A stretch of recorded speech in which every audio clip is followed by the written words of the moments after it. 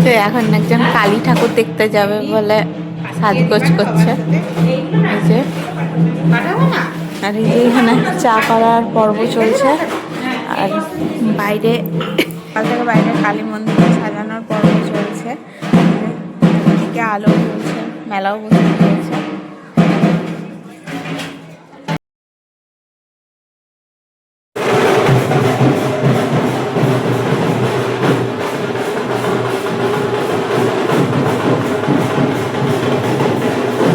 একটু পরে মা কালীকে নিয়ে আসা হবে, তো মন্দির চারিদিকে সাজানো হয়েছে।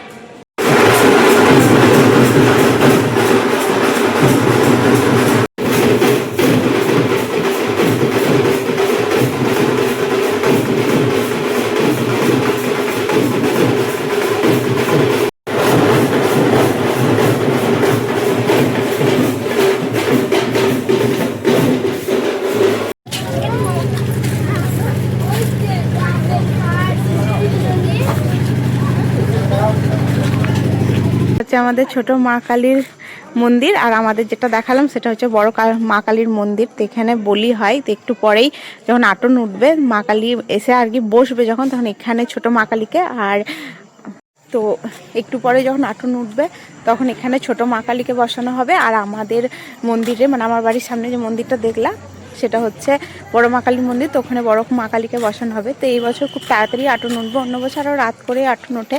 তো যেখান থেকে মা কালীকে নিয়ে আসা হয়, আগের দিন আমি দেখালাম মা কালীকে তোমাদেরকে, তো সেই মা কালীটাকে আজকে নিয়ে আসা হবে। তো চলো মা কালীকে তোমাদেরকে একবার দেখাই।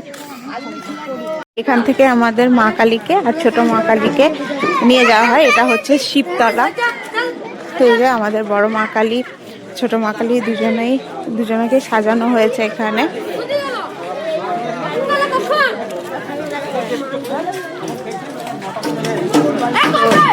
এটা হচ্ছে আমাদের মন্দিরের মা কালী। আর ওই এই যে দূরে যে মা কালীটা দেখছো এটা হচ্ছে ছোট মা কালী।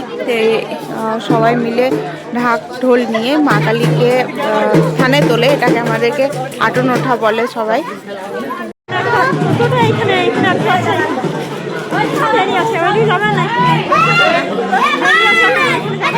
তো এখানে কালী পুজো উপলক্ষে মেলা বসে।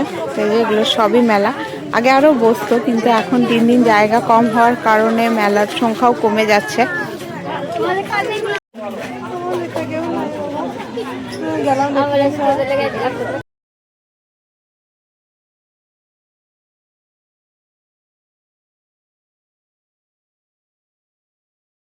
তো মা কালীকে নিয়ে আসা হচ্ছে, এখনই মা কালীকে থানে তোলা হবে। তো বাইরে প্রচণ্ড ভিড়, যদিও আমার বাড়ির জানলা থেকে দেখা যায়, কিন্তু আমি ভাবলাম যে ভিডিও করার জন্য বাইরে এলাম, নয়তো জানলা থেকে পুরোপুরি দেখা যাবে না। তো চলো বাইরে তোমাদেরকে দেখাই, মা আসছে।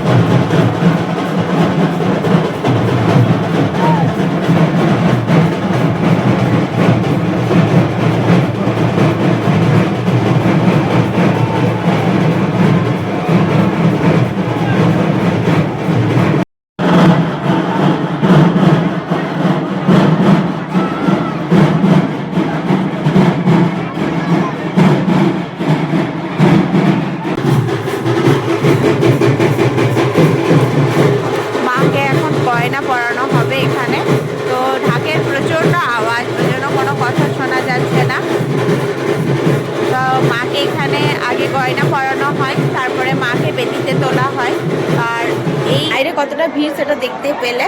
তো মাকে এখন গয়না পরানো হবে, গয়না পরানোর পর মাকে বেদিতে তোলা হবে। আমাদের এখানকার মাকেও তোলা হবে, মানে বড় মাকে, আর যেটা ছোট মন্দির দেখালাম সেই ছোটো মাকে ওখানে বেদিতে তোলা হবে আর কি। তো দুর্গা পুজোর থেকেও আমার মনে হয় আমাদের এই গ্রামে কালী পুজোটাকে খুব বড় করে ধুমধাম করে পালন করা হয়। তার কারণ হচ্ছে আমাদের এই কালী পুজোটার জন্য সারা বছর এই গ্রামের মানুষরা অপেক্ষা করে থাকে।